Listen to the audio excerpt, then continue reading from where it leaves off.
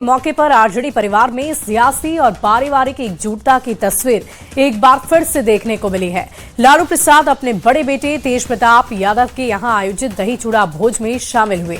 खास बात यह रही कि तेज प्रताप यादव ने एक दिन पहले ही लालू यादव, राबड़ी देवी, तेजस्वी यादव समेत पूरे परिवार को व्यक्तिगत रूप से भोज का निमंत्रण दिया था, जिसे लालू यादव ने स्वीकार किया। तेज प्रताप यादव के आवास पर आयोजित इस पारंपरिक भोज में लालू प्रसाद आंखों पर काला चश्मा लगाए नजर आए। उनके पहुंचते ही वहां पर मौजूद नेता और कार्यकर्ताओं में खास उत्साह देखने को मिला है। भोज के दौरान लालू प्रसाद ने न्यूज 18 से एक्सक्लूसिव बातचीत में मकर संक्रांति की शुभकामना देते हुए कहा कि दही चूड़ा का भोज बिहार की संस्कृति और परंपरा का बहुत ही महत्वपूर्ण और अहम हिस्सा है और इसे सभी लोगों को मिलजुल कर मनाना चाहिए। क्या कुछ कह रहे थे लालू प्रसाद, आपको सुनवाएंगे।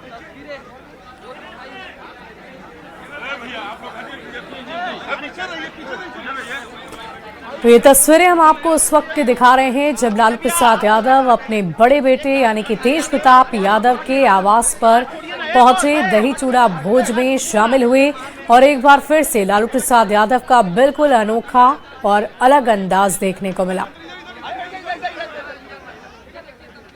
बनाना चाहिए, सभी लोगों को बनाना चाहिए।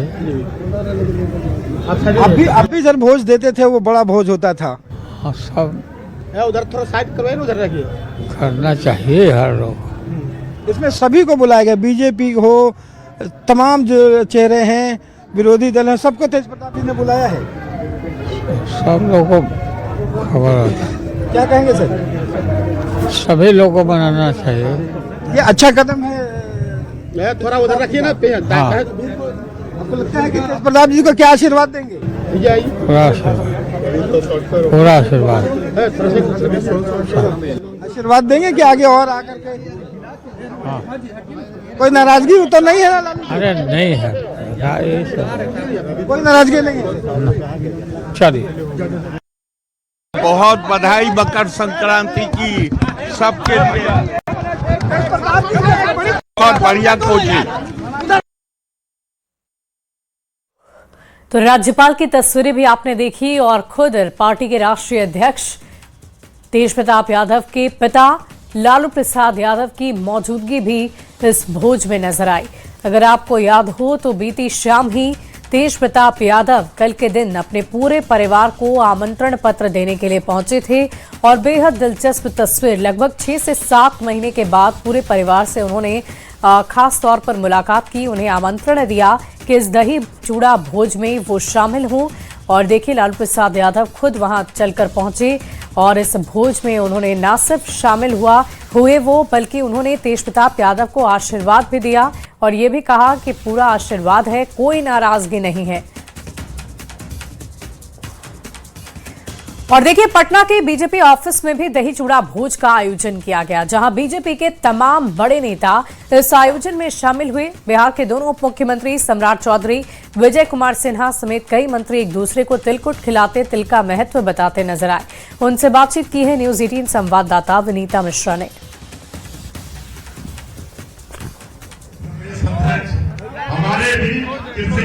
देता हूं कि आज मकर संक्रांति के शुभ अवसर पर सभी लोगों को नववर्ष और आज से नई शुरुआत की कामना करता हूँ। धन्यवाद। ये हमारे सनातन संस्कृति के संस्कार का एक सकारात्मक ऊर्जा का संचार, प्रकृति से जुड़े हमारे उपहार को हम माँ भारती के संतान मिल बैठकर सामूहिक रूप से चूड़ा दही तिलकुट का प्रसाद ग्रहण करते हैं। ये माहौल प्रसाद ग्रहण कीजिए सर। लाइए। तो तस्वीरें आप बीजेपी दफ्तर की देख रहे थे, जहां तमाम बड़े नेता मौजूद हैं और आज दही चूड़ा भोज के अवसर पर सभी एक दूसरे को शुभकामनाएं और बधाई दे रहे हैं। तो दिल्ली में पूर्व केंद्रीय मंत्री और बीजेपी सांसद राधा मोहन सिंह के आवास पर दही चूड़ा भोज का आयोजन किया गया, जहां बीजेपी के राष्ट्रीय कार्यकारी अध्यक्ष नितिन नवीन पहुंचे।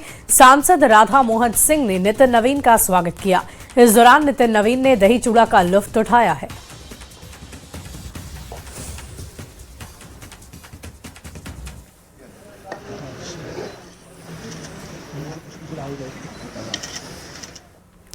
वहीं दिल्ली बीजेपी प्रदेश कार्यालय में भी दही चूड़ा भोज का आयोजन किया गया, जहां बीजेपी सांसद मनोज तिवारी, भोजपुरी सुपरस्टार बीजेपी नेता पवन सिंह भी शामिल हुए हैं। और सभी की तस्वीरें आप देखिए, कितने उत्साह और उमंग के साथ आज सभी मकर संक्रांति का त्योहार मना रहे हैं।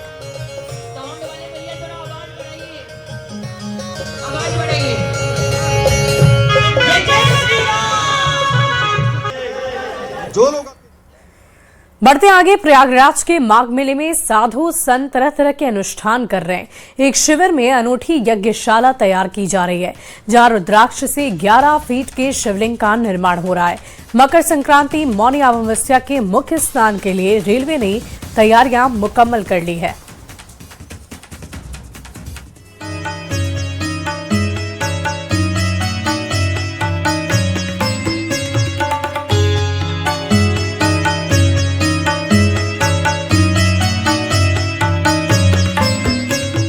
माघ मेले में अमेठी गौरीगंज से आए श्री परमहंस आश्रम सगरा के पीठाधीश्वर स्वामी अभय चैतन्य ब्रह्मचारी शिव योगी मौनी महाराज के शिविर में अनूठी यज्ञशाला तैयार हो रही है।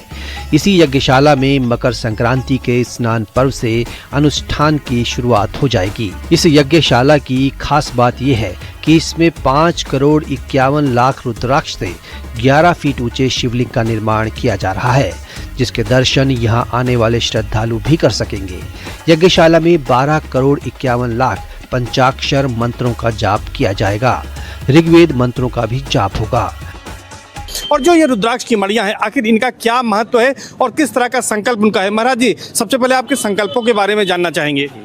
गंगा तरंग रमणीय जटा कलापम गौरी निरंतर विभूषित वाम भागम नारायण प्रियमनंग मदापहारम वाराणसी पुरपतिम भज विश्वनाथम। माँ गंगा की कृपा से त्रिवेणी के वक्षस्थल पर, भरद्वाज महाराज की तपस्थली पर, भगवान ब्रह्मा की प्रथम यज्ञ भूमि पर और अक्षय वट की छत्रछाया में 5 करोड़ 51 लाख रुद्राक्षों से बनने वाली भगवान सूर्य शिशु की उत्तरमुखी ज्योतिर्लिंग का निर्माण किया जा रहा है। अब आप कहेंगे ज्योतिर्लिंग का निर्माण ज्योतिर्लिंग प्रकट होती है।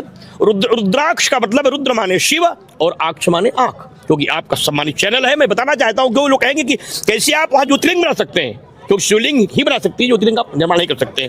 तो रुद्र माने शिव और आक्ष माने आंख, जो शिव के आंख से प्रकट हो वह है रुद्राक्ष। शिव के प्रकट शक्ति है, इसलिए जब उसकी रुद्राक्ष शिवलिंग बनेगी तो वो ज्योतिर्लिंग के रूप में प्रतिष्ठित होगी। 11 फीट ऊंची शिवलिंग रहेगी, लगभग 9 फीट उसके अर्घ्य का आकार होगा, 6 फीट उसकी मोटाइयां होगी। 12 करोड़ 51 लाख महामंत्रों के पंचाक्षर मंत्रों का जप होगा, लक्ष्मी श्री सूक्त का पाठ होगा, ऋग्वेद मंत्रों का पाठ होगा, अभिषेक होगा, पूजा होगी और 11.25 लाख दीपों का प्रज्वलन होगा और 101 कुंतल की आहुति होगी राष्ट्र रक्षा के लिए, जहां पर संकल्पित है श्रीधाम अयोध्या काशी मथुरा मंदिर निर्माण के लिए। उसके बाद नित्य परिक्रमाएं की जाएंगी। सायंकालीन सत्र में 33,000 से अधिक दीप जला करके 151 थालों से रोज आरती की जाएगी। सरकार मेले की भव्यता में कोई कोर कसर नहीं छोड़ना चाहती। महाकुंभ की तर्ज पर ही माघ मेले में भी वाटर लेजर शो की शुरुआत की गई है। लेजर शो का शुभारंभ काली घाट पर फ्लोटिंग रेस्टोरेंट के पास किया गया। वाटर लेजर शो देखने यहां आए दर्शक भी रोमांच से भर उठे। इस मौके पर डीएम समेत दूसरे तमाम पदाधिकारी मौजूद रहे। 45 मिनट का ये शो रहेगा और प्रत्येक दिन अभी चलेगा। इसके माध्यम से प्रयागराज के महत्व के बारे में एक कथा के माध्यम से ये सबके सामने रखा जाएगा और यहाँ पे श्रद्धालु आएंगे तो अच्छी एक सुखद अनुभूति होगी। बहुत अच्छा लग रहा है हमें देख के। ये लेजर शो में दिखाया जा रहा है कि हमारे प्रयागराज में मेला क्यों लगाया जाता है, माघ मेला, कुंभ मेला क्यों होता है, उसके बारे में कहानी को बताया जा रहा है। उसी को लेजर्स में बहुत ही अच्छे तरीके से दिखाया जा रहा है। बहुत अच्छा लग रहा है देख के। आज आप यहाँ पे लेजर शो देखने आए हैं, कैसा लग रहा है? जी बहुत अच्छा माहौल है यहाँ का, मतलब बहुत अच्छा लग रहा है और यहाँ पे काफी भीड़ इकट्ठा हो रखी है और दिखने में भी काफी मतलब खूबसूरत है ये। मकर संक्रांति के बाद मौनी अमावस्या के मुख्य स्नान के लिए प्रशासन ने जोरों से तैयारी की है। रेलवे और परिवहन निगम भी अपनी तैयारियों में जुटा हुआ है। प्रयागराज में पड़ने वाले रेलवे के तीनों zone north central railway, NR और एनईआर ने पौष पूर्णिमा के पहले स्नान पर्व पर कुल 32 मेला स्पेशल ट्रेनों का संचालन किया था। प्रतिदिन कितनी ट्रेनें चल रही हैं, कितने कोच की हैं, किस क्लास की हैं और कैसे इसमें यात्री सफ़र कर सकते हैं? देखिए, जो रिंग रेल सर्विसेज हैं वो एनसीआर के द्वारा हम लोगों ने 8 सर्विसेज नोटिफाई की हुई हैं। 8 सर्विसेज हैं पर डे चल रही हैं प्रयागराज जंक्शन से। हाँ, जो कि प्रयागराज जंक्शन से चलती हैं। प्रयागराज होते हुए इनका एक सर्किट है प्रयागराज बनारस अयोध्या एंड बैक। दूसरा एक सर्किट है प्रयागराज से कानपुर होते हुए बांदा चित्रकूट होते हुए वापस प्रयागराज को आती हैं। ये एनसीआर के द्वारा संचालित अनारक्षित रिंग रेल हैं। इनमें पूरी तरह से अनरिजर्व्ड क्लास के, जनरल क्लास के कोचेज लगे हुए हैं और इसमें जनरल क्लास का टिकट लेके आप यात्रा कर सकते हैं। प्रयागराज जंक्शन पर बनाए गए यात्री आश्रय स्थलों में 1,12,000 यात्रियों को एक साथ होल्ड करने की क्षमता है। इसके अलावा नैनी रेलवे स्टेशन पर भी 2500 स्क्वायर मीटर का आश्रय स्थल बनाया गया है। प्रयागराज से सर्वेश दुबे के साथ bureau report, news 18, UP, Uttarakhand. और देखिए, प्रयागराज महाकुंभ में कई नए चेहरे सामने आए। इन्हीं में से एक थी हर्षा रिछारिया, जिन्होंने साध्वी होने से इनकार किया लेकिन सुर्खियां खूब बटोरी। लेकिन क्या वो धर्म की राह को फाइनल प्रणाम करने की तैयारी में है? क्या हुआ है, आपको एक रिपोर्ट दिखाते हैं।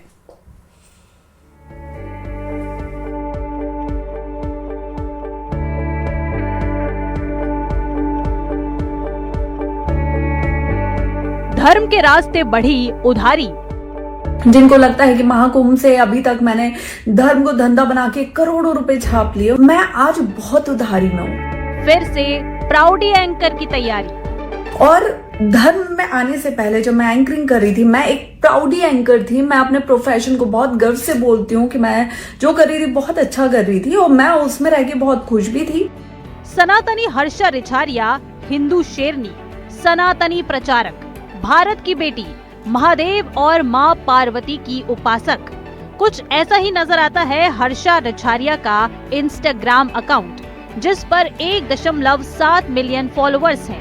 महाकुंभ 2025 में आस्था से इतर सिर्फ मोनालिसा की ही खोज नहीं हुई। सुर्खियां कथित साध्वी हर्षा रिछारिया ने भी बटोरी। लेकिन अब से करीब 17 घंटे पहले वो ऐलान करके कह रही हैं कि हमसे ना हो पाएगा।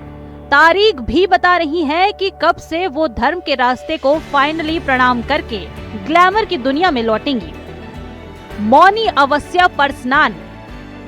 अब इस मौनी अमावस्या पे माघ मेले में मैं अपना स्नान करूंगी और उस स्नान के साथ जो धर्म पे चलने का संकल्प मैंने लिया था, उस संकल्प को मैं पूर्णतः विराम दूंगी। धर्म के रास्ते को फाइनल प्रणाम। या वापस अपना पुराना काम करूंगी, जिसमें ना ही कोई विरोध था, ना ही कोई चरित्र हनन जैसा काम था और ना ही उधारी थी। धर्म को रखो अपने पास।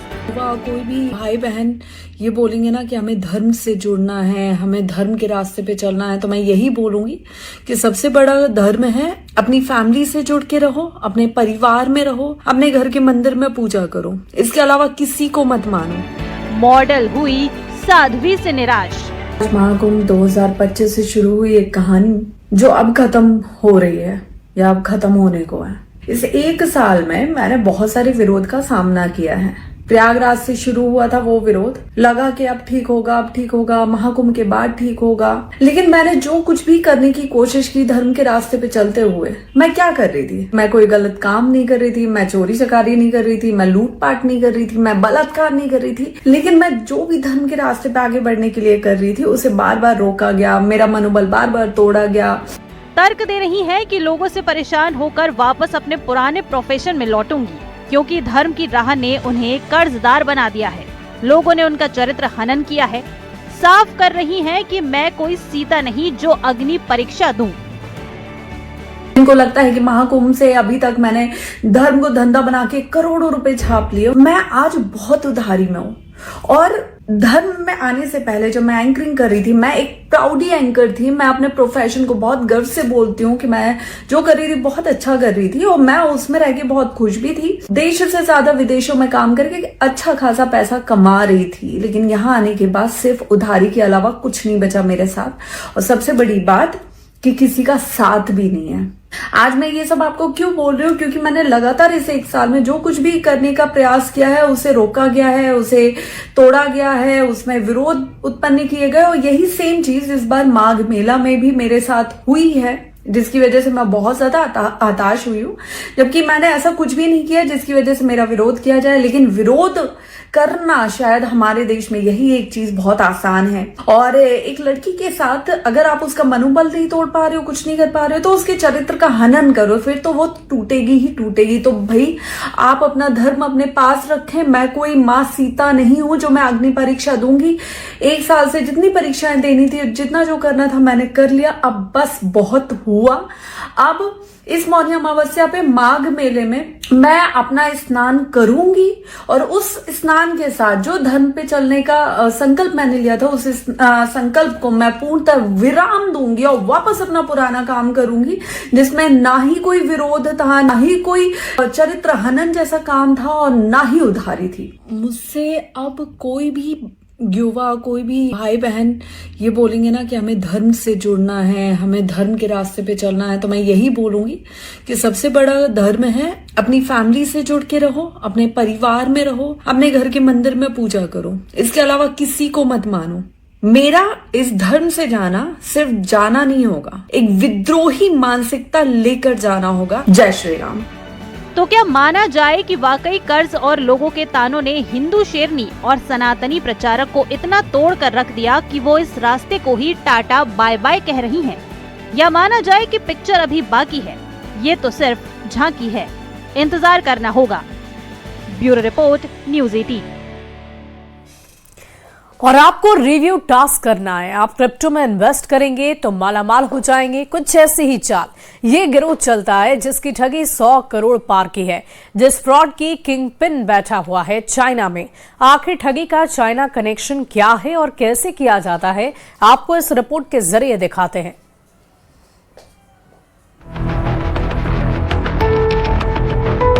$100 करोड़ का ठग, कोलकाता कनेक्शन, रिव्यू टास्क वाली साजिश, क्रिप्टो करेंसी का जाल, मायाजाल, 50 अकाउंट, 100 करोड़ का खेला, साइबर फ्रॉड, सरहद पार, ठगी का चाइना कनेक्शन। साइबर फ्रॉड का मोहरा जो कोलकाता में रहता है, साइबर फ्रॉड का किंग पिन जो चाइना में, और फ्रॉड है 100 करोड़ पार का। आखिर ठगी की ये कौन सी कहानी है जिसके सरहद पार से लेकर कोलकाता तक के तार जुड़े हैं?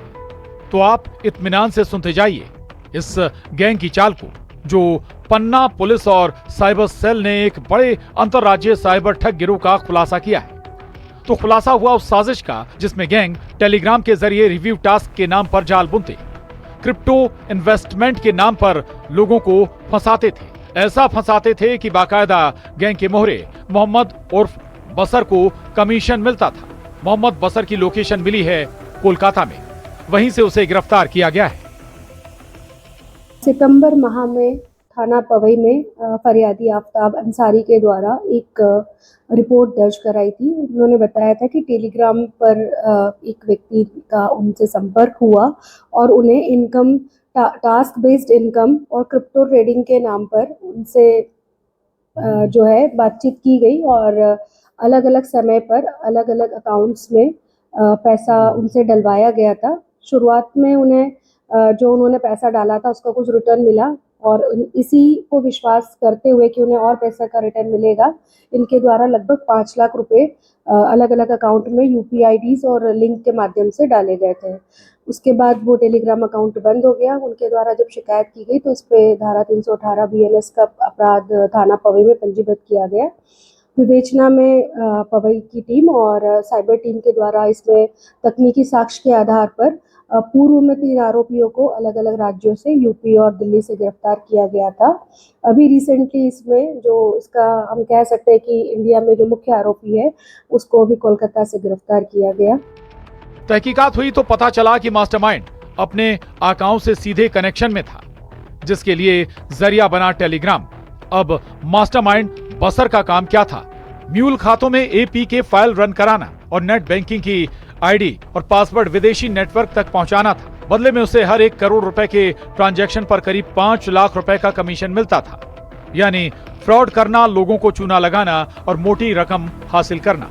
पूरा लेन देन USDT क्रिप्टो करेंसी में होता था और बाइनेंस ऐप के जरिए लगभग 1 लाख USDT का ट्रांजैक्शन किया गया।